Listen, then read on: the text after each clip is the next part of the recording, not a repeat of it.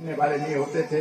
इस सभी वस्तुओं से देवी ने अपने 18 भुजों को धारण किया और अपना दुर्गा का रूप प्रकट किया। बोलिए दुर्गा मैया की जय हो। इस प्रकार से माता और बहनों, ब्रह्मा और विष्णु भगवान शंकर ने उन्हीं की शक्ति से सृष्टि की उत्पत्ति, पालन पोषण और संहार करते हैं।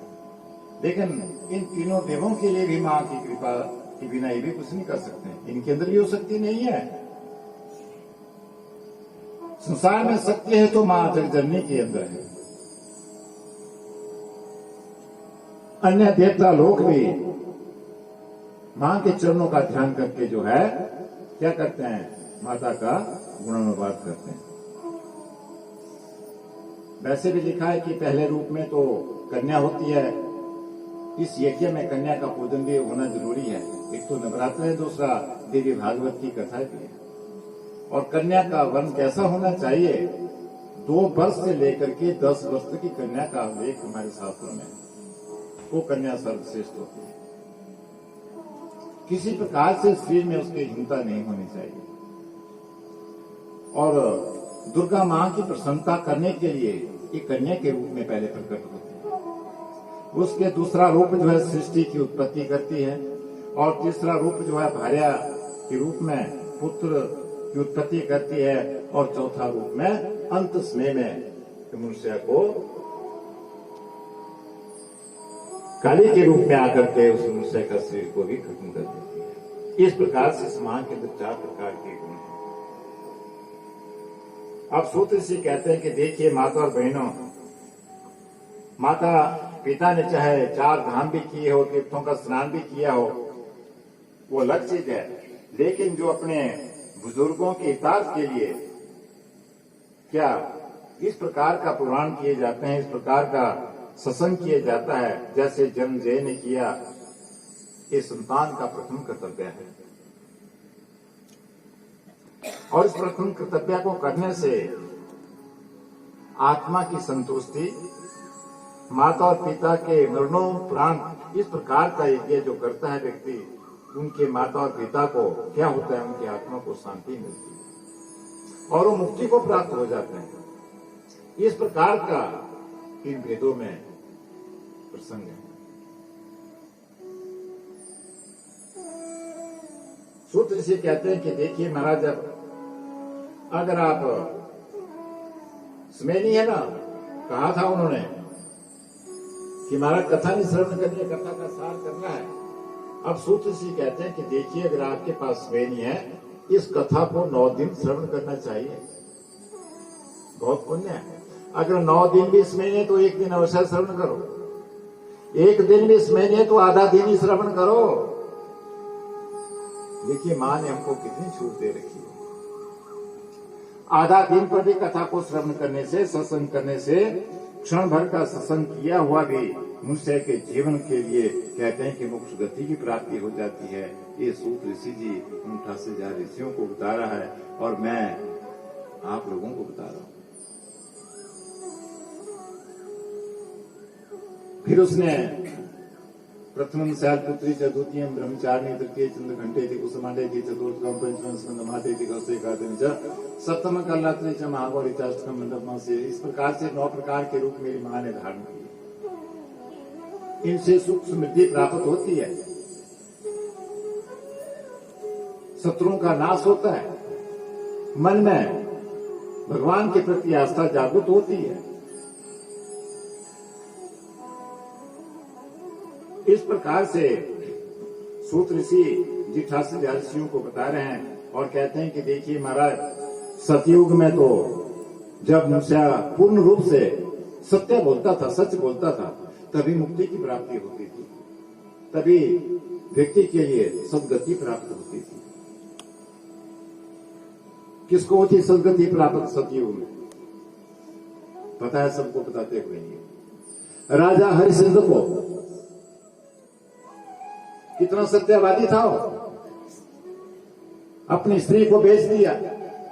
इस प्रसंग को हम श्रवण करेंगे 8वें दिन में। अपने पुत्र को बेच दिया।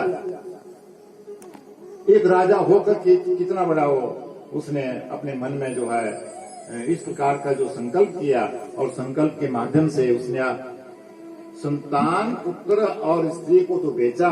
यहाँ तक प्रसंग है देवी भागवत में कि उसने तो अपने शरीर को भी चिंताल को बेच दिया था, माता और बहन। यह सत्य है। आज ऐसा कौन करेगा? तो कहते हैं कि राजा हरिश्चंद्र की तरह जो सत्यवादी थे उनके लिए मुक्ति की प्राप्ति होती थी। फिर आ गया त्रेता युग। त्रेता युग में जो है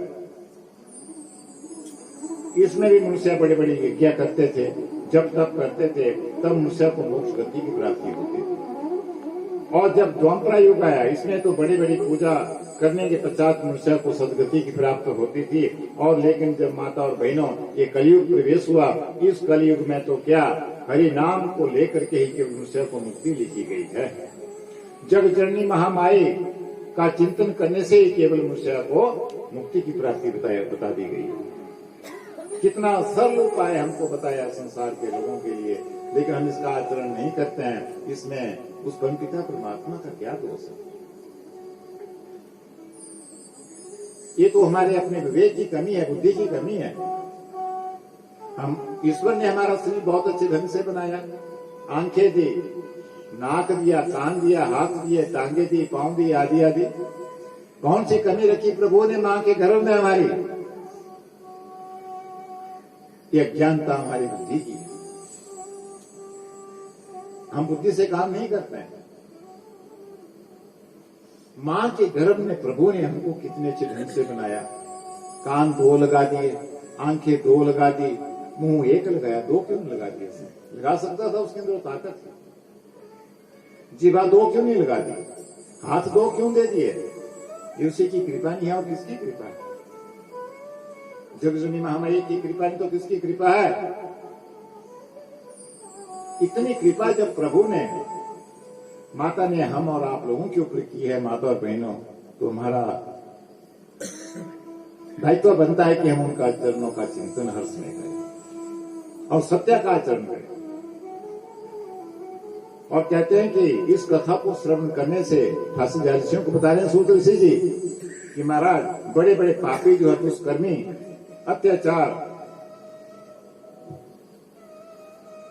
जिसके विचार शून्य हैं, वो व्यक्ति भी इस कलयुग में कथा को सुन करके उसने भी मोक्ष गति को प्राप्त कर लिया। अब आप सोचेंगे किसने किया ऐसा जी? इस प्रसंग में मैं नहीं जाऊंगा आज, लेकिन मैं इतना संकेत आपको दूंगा। एक भक्त लोग सभी यहाँ बैठे हैं, काफी कथा इन्होंने श्रवण की है। ये जो ब्राह्मण था ना, कौन ब्राह्मण? अजामिल। ये कितना नास्तिक था। ये वैश्यों के साथ अपना समय उसने व्यतीत किया था। सब कुछ भक्षण करता था। पहले तो बहुत बड़ा विद्वान था, अग्निहोत्र करता था, पितरों का तर्पण करता था, आदि आदि जो भी नैतिक कर्म थे शास्त्रों को उनको करता था। लेकिन आंखों से उसने पाप को देखा। और पाप मनुष्य के अंदर कैसे जाते हैं? तो 2 रास्ते होते हैं पाप के जाने के लिए। ये मैं कल बताऊंगा दूसरे दिन की कथा में कौन कौन रास्ते होते हैं। उनसे जो है उसका मन दूषित हो गया था। फिर उसने अपने जीवन में बहुत अत्याचार करने किए, वैसे प्रवृत्ति में रहा। जो खाने की वस्तु ने उनका सेवन किया, जो करने के काम थे वो भी उसने किया। लेकिन मेरी माता और बहनों, उसने जो अंतिम समय में जो उसके 10वां संतान पैदा हुई थी, उसका नाम सप्तऋषियों ने क्या रखाया था? नारायण। तो उसने अपने बेटे को पुकारा, हे नारायण, हे नारायण, हे नारायण। आप उसको अपने बेटे किया है। लेकिन नारायण तो उस पर पिता परमात्मा